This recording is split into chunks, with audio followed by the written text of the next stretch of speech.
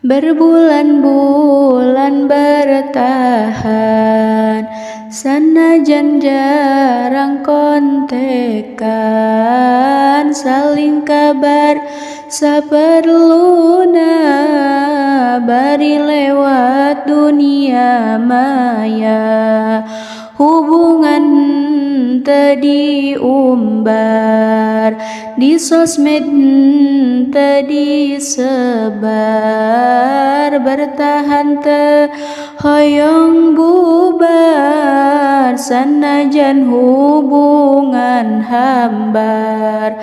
Tapi pas hampir satahun,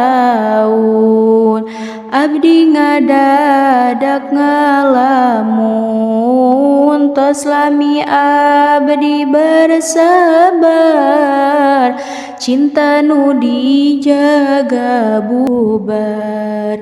Ku sabab siji mangsa, tepat di sosial media, ibu ramati anjeunna, terangan ngajalin cinta.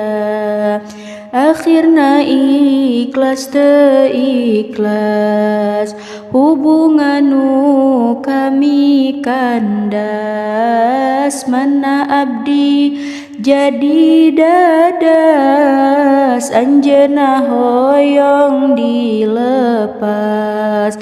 Abdi jadi sering bengong, peribatin teu bohong, nembe abdi ngenal cinta, tapi perih pas akhirna.